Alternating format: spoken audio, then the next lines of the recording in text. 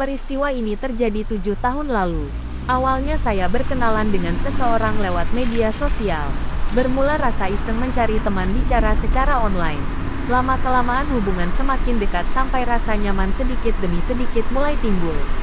Dari sekedar chatting sekali-kali menjadi rutin setiap hari dan mulai komunikasi lewat telepon.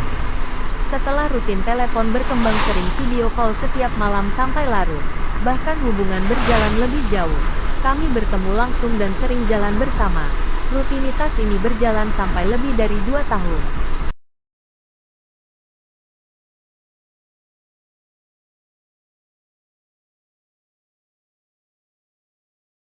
Setelah saya mulai merasa bersalah dengan hubungan ini, karena sesungguhnya saya telah memiliki calon yang baik dan setia sebagai pasangan hidup kelak.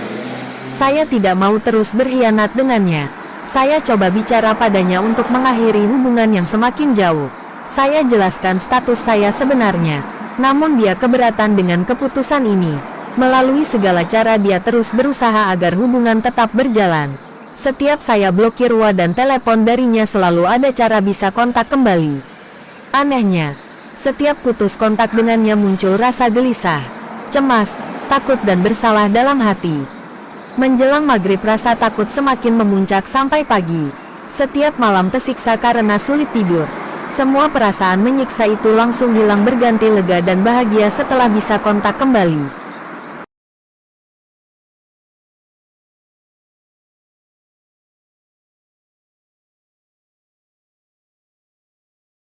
Saya berusaha mati-matian melawan semua perasaan tadi dengan memantapkan hati benar-benar menghilang pergi.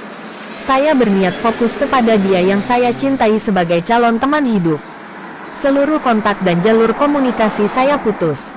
Sampai suatu saat ada pesan terakhirnya masuk. Dia hanya mengatakan, saya tidak akan bisa melupakan dia sampai mati. Setelah itu dia menghilang. Setelah baca pesan ini hidup saya mulai kacau. Setiap saat yang ada dalam pikiran selalu dia dan hanya dia. Kemanapun pergi tampak wajahnya. Saya seperti orang yang terobsesi dengannya dan merasakan kerinduan mendalam yang tak pernah dirasakan sebelumnya. Termasuk dengan pacar sendiri. Setiap hari menangis saat mengingat dia. Semakin hari tubuh bertambah kurus dan wajah semakin pucat karena depresi dan sulit tidur. Pekerjaan kantor berantakan termasuk hubungan dengan rekan kerja. Setiap bertemu pacar yang timbul rasa benci padanya. Saya pun meninggalkan ibadah karena merasa percuma. Juga melepas atribut agama. Keluarga menyarankan konsultasi dengan ahli jiwa tapi saya tolak karena merasa belum gila. Sampai seorang teman prihatin melihat kondisi saya lalu mengajak menemui beberapa orang yang menurutnya punya kelebihan. Entah disebut orang pintar, sakti, paranormal atau dukun. Semua orang pintar itu mengatakan saya terkena guna-guna, pelet, atau santet pengasihan. Lalu memberikan berbagai ritual seperti mandi bunga, minum air doa sampai menanam jimat di rumah. Katanya untuk menetralisir mantra yang dikirim ke saya.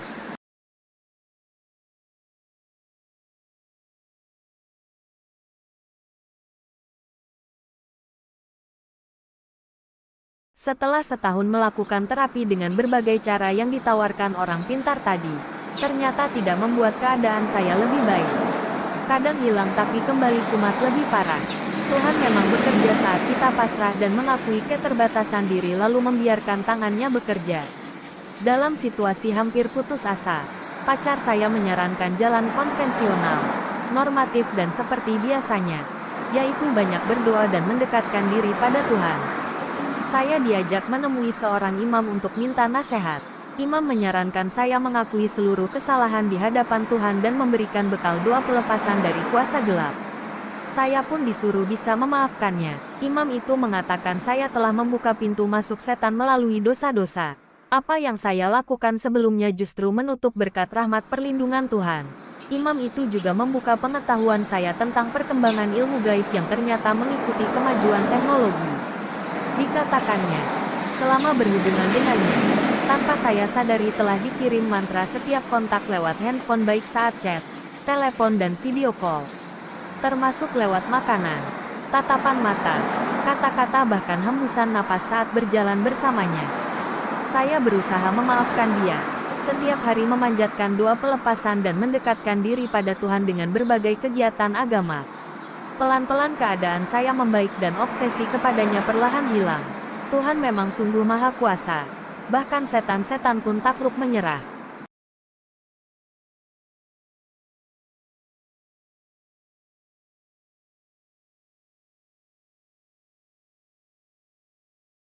Saya berpesan, jika diserang setan atau kuasa gelap, pertama harus disadari kita telah membuka pintu masuk setan.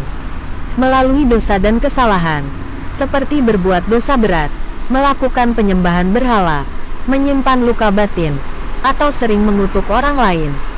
Perlu digarisbawahi, setan yang mengusai diri tidak mungkin dikalahkan dengan setan lain yang biasanya dijadikan sumber kekuatan para dukun yang menggunakan bantuan bukan Tuhan. Setan itu bapa segala dusta. Mereka bisa kompromi, bersandiwara penuh tipu muslihat demi tujuan utama memperbesar kerajaannya di dunia. Jalan melepaskan diri dari kuasa gelap bukan pergi ke orang sakti atau mengandalkan ritual dan jimat yang seolah ampuh dan manjur, melainkan pada pribadi yang melimpah doa dan berkat. Melalui persatuan dengan Tuhan yang jadi sumber jalan hidup dan mempersembahkan hidup kepadanya saja. Jangan pula coba menggabungkan kekuatan yang bersumber dari Tuhan dengan kekuatan lain.